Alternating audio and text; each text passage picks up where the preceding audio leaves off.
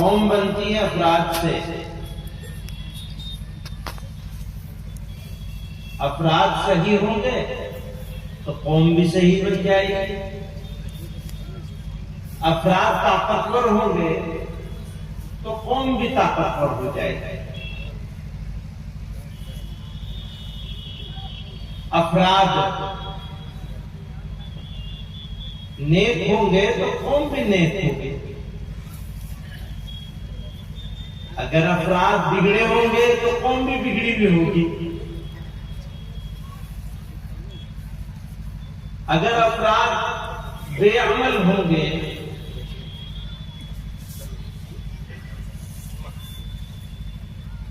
अपनी जिंदगी को कामयाब बनाने वाले काम करने के बजाय नाकामी वाले काम कर रहे होंगे, बेफिक्री की जिंदगी गुजार रहे होंगे, तो पूरी कौम ऐसे ही हो जाएगी। कौम तो अफराद से बनती है। अफराद मेहनती होंगे, ईमानदार होंगे, शरीफ होंगे, मुखलिस होंगे, दूसरे के बारे में अपने दिल में अच्छे जज्बात रखने वाले होंगे, खैर ख्वाह होंगे, हमदर्द होंगे, बेगर्ज होंगे, तो कौम कामयाब होगी, बाइज्जत बनेगी। इसको और आसान जवाब में अगर मिसाल देके कहना चाहे तो कोई मुसलमान हो या गैर मुस्लिम, अगर सच्चा होता है,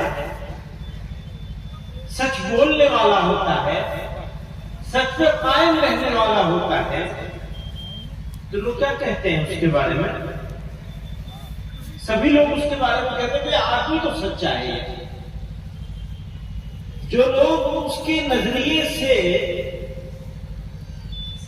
इत्तेफाक नहीं करते वो भी ये कहते हैं भाई आदमी तो सच्चा है। तो ये सच्चाई की ताकत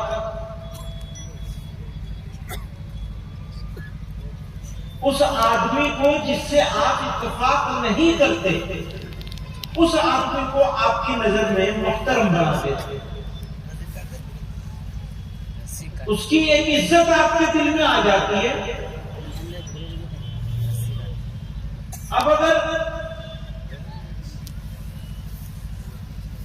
हम अपने आप को देखना शुरू करें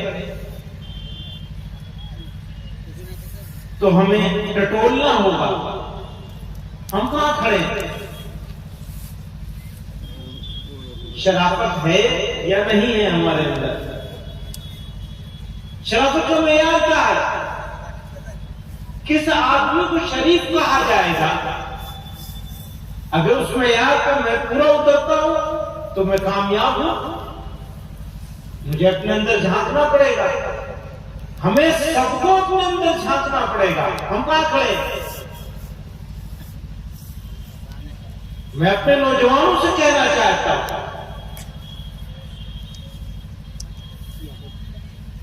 मिल्लत आपसे बनेगी, कौम समाज आपसे बनेगा।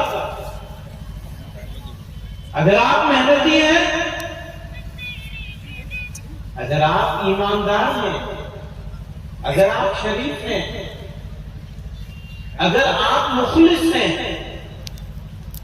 सिंसियर हैं, अगर आप मामलात को सलीके से करते हैं, अगर आप गुस्सा नहीं करते, अगर आप दूसरे को जलील नहीं करते, अगर आप अपने बड़ों की, अपने साथियों की इज्जत करते हैं, अगर आपके घरों में आपकी औरतों की इज्जत होती है, चाहे वो बहन हो, चाहे बीवी हो, चाहे बेटी हो, चाहे मां हो। आज तो सबसे बड़ा क्राइसिस ये हो गया है कि बच्चों ने, जवानों ने अपनी मां और अपने बाप को बेइज्जत करना शुरू कर दिया। कयामत का नक्शा है, कयामत बिल्कुल करीब आ गई है। क्योंकि फरमाया कि माँ बाप डरने लगेंगे अपने बच्चों से। अभी तो यही पोजीशन है, बोलने से पहले सोचना पड़ता है। पता नहीं बच्चों को कौन सी बात बुरी लग जाए। घरों में यह हाल हो गया है, बूढ़े बुजुर्ग माँ बाप का यही हाल हो गया है। कोई कह रहा था, हमारे दिल से पूछो, हमने अपने माँ बाप से भी डर के गुजारा और अब अपने बच्चों से भी डरते रहे। माँ बाप से भी डरते रहे, बच्चों से भी डरते रहे। हम ऐसी नस्ल हैं।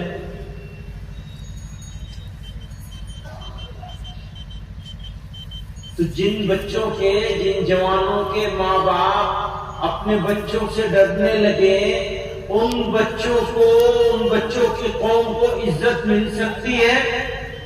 मुझे बताओ। नहीं मिल सकती, कभी नहीं मिल सकती। आप अगर सच्चे होंगे, ईमानदार होंगे, शरीफ होंगे, मैं जवानों से कह रहा हूं, अगर मेहनती होंगे, आपके सोने का वक्त आपको मालूम होना चाहिए, आपके जागने का वक्त आपको मालूम होना चाहिए। पता नहीं ये तो अच्छा इलाका है, यहां के लोग तो जल्दी सो जाते होंगे, जल्दी उठ जाते होंगे, ऐसे ही होता है। कब सोते हैं कब उठते हैं। बड़े शहरों का हाल तो बहुत खराब हो गया, गांव फिर भी नहीं होते। अभी एक और मुसीबत हो गई है, मोबाइल। मैं समझता हूं 2000-4000 साल में इंसानियत के लिए इतनी भयानक चीज कोई दूसरी नहीं होगी जो मोबाइल है। पहले बुराई करने के लिए बाजार में जाना पड़ता था, अब तो जेब में घूम रही है बुराई। कहां जाओगे, किसके पास रहोगे, कैसे बचाओगे अपनी नस्लों को? ऐसी सूरत हाल हो गई इस मोबाइल की वजह से।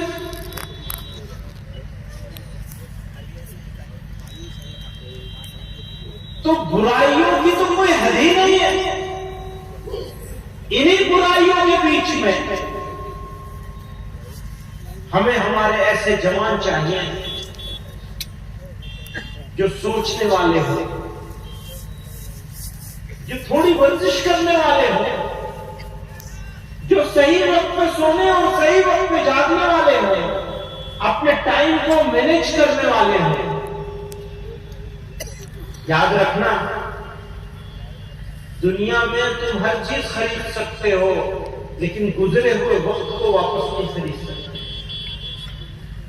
सारी दुनिया की बादशाह तुम्हारे पास आ जाए, जो तुम्हारा एक लम्हा जाए हो गया उसको तुम वापस खरीद नहीं सकते।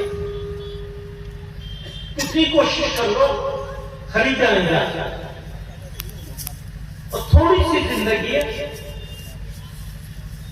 उसके बाद एक दूसरी दुनिया होगी। उस थोड़ी सी जिंदगी को सही काम में लगा दो। नहीं लगाओगे तो फिर कमजोर ही रहोगे। दूसरा कोई आदमी आपको ताकतवर नहीं बना सकता।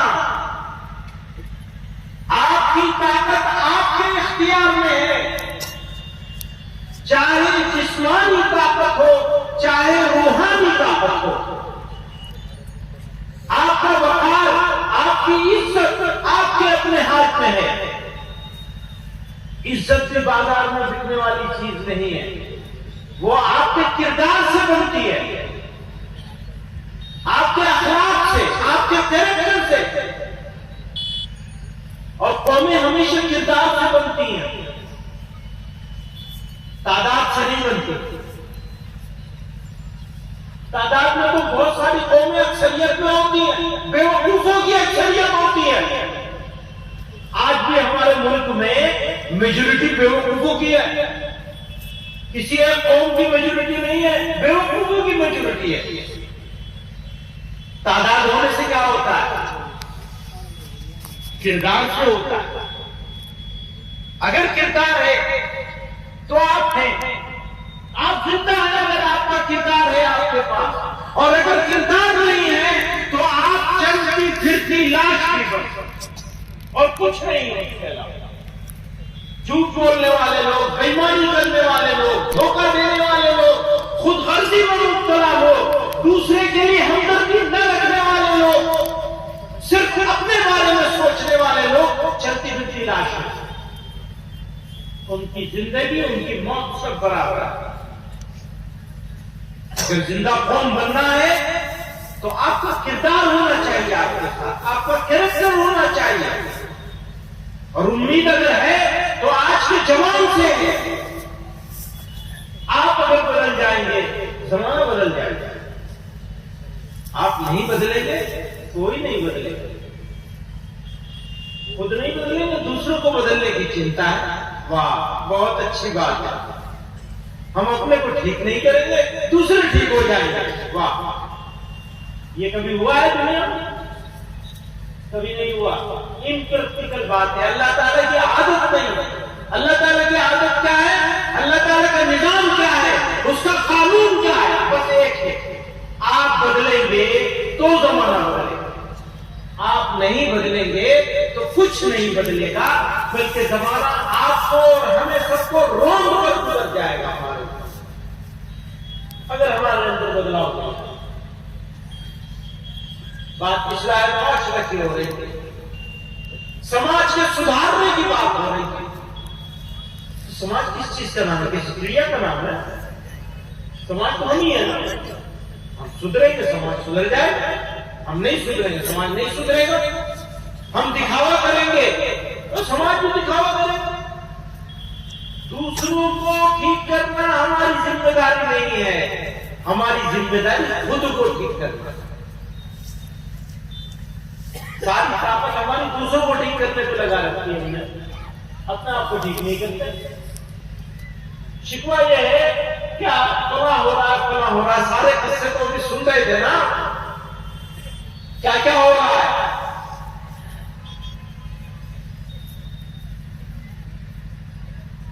मेरे भाई, बदलाव लाना पड़ेगा, अपने अंदर बदलाव लाना पड़ेगा। इमारत को